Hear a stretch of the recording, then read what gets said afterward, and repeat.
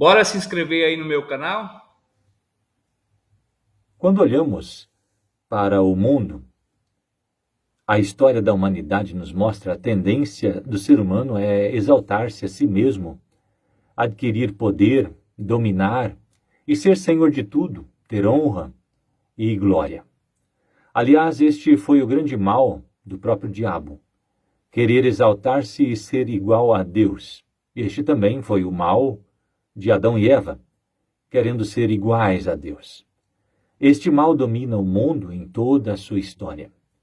Dominava também entre os filipenses. O texto bíblico de Filipenses capítulo 2, versículos 5 a 11, não deixa isso em específico de modo tão claro, mas a carta como um todo nos mostra que havia discórdia, divisão entre os filipenses. E o que é uma consequência deste mal? Provavelmente, cada um queria ser o melhor, estar no caminho certo, ser dono da situação, o senhor dos outros e puxar as coisas para o seu lado. Esta tendência do ser humano, esta vontade de exaltar-se a si mesmo, a ambição de querer aparecer, continua também ainda hoje. E as consequências são enormes. A falta de humildade afasta as pessoas do próprio Deus.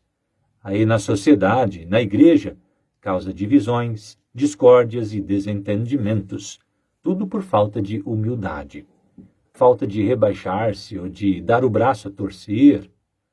Nesta semana, que hoje se inicia com o Domingo de Ramos, onde lembramos a entrada triunfal de Jesus em Jerusalém, o mundo é lembrado de alguém que teve um sentimento e uma atitude diferente e que deu um novo rumo à história. O mundo é convidado a refletir em seu exemplo. Este alguém é Jesus Cristo, o Senhor e Salvador, o qual deixou marcado a sua atitude, o seu espírito de humildade e de amor na própria cruz. Cristo era um contraste à tendência humana natural, tanto na sua obra salvadora quanto no seu exemplo deixado para nós seres humanos. Enquanto a sua obra salvadora, ou quanto ao seu exemplo deixado para nós seres humanos, a tendência humana é exaltar-se a si mesmo e Deus, no entanto, ou Cristo, se humilha para nos exaltar. Jesus deixou de ser igual a Deus para se fazer assim como nós, ou ser um ser humano. Abandonou seu poder, seu senhorio, para ser servo. Ele se fez escravo para nos livrar do jugo da escravidão. Se fez pobre para nos enriquecer. Se fez fraco para nos tornar fortes. E se fez criminoso para nos tornar justos. Ao morrer na cruz, ele levou sobre si a desonra, a vergonha, para conquistar honra e glória, alegria e felicidade também para todos nós. Abandonou a sua honra, a sua glória, para que nós sejamos glorificados por Deus na vida eterna. Cristo abandonou a glória, a honra e o seu poder. Deixou de manifestar a sua majestade por duas razões. Primeiro, para servir e para salvar a nós pobres e perdidos pecadores. Em segundo lugar, para a honra, glória e louvor de Deus Pai.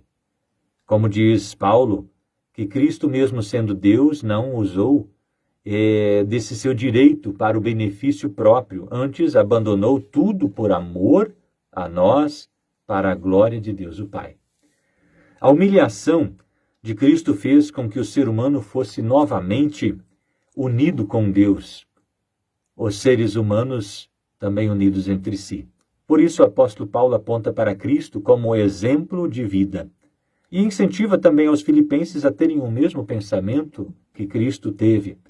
Aqui, na palavra, ou a palavra sentimento, é ter o mesmo espírito, o mesmo amor, o mesmo objetivo, o mesmo pensamento, a mesma razão que Cristo teve. É querer servir com amor, humildade, como servo, sem ter em vista o benefício próprio, mas o do próximo para a glória de Deus. Como verdadeiros cristãos restaurados e redimidos por Cristo Jesus, já não somos mais escravos do orgulho, da vanglória, de querermos ser mais que os outros, de nos vangloriarmos. Já não somos mais escravos. Agora, Cristo nos torna, nos exalta através de seu sacrifício, faz com que nós possamos nos achegar ao próprio Deus. Cristo nos restaurou, redimiu da perdição, abriu-nos o caminho da comunhão com Deus Pai. Também quer ser o nosso guia, o nosso exemplo, o nosso modelo, a quem devemos e queremos seguir. A mesma fé operada em nós pelo Espírito Santo, que olha para Cristo, aceita-o como Salvador, é a mesma fé que também aceita ele como exemplo.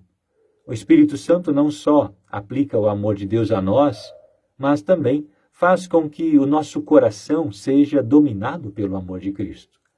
Deus exaltou a Cristo de tal maneira que deu a ele um nome que está acima de todos os nomes, o nome mais importante de todos, para que, como disse o apóstolo Paulo, sim, diante dele todo o joelho se dobre e que todos possam, em uma voz só, dizer que Jesus Cristo é o Senhor, para a glória de Deus, o Pai. Deus exaltou Cristo depois de ele se haver humilhado a ponto de morrer por nós. Por isso, amados, Cristo sabia que Deus ia exaltá-lo, mas não foi por isso que ele se humilhou.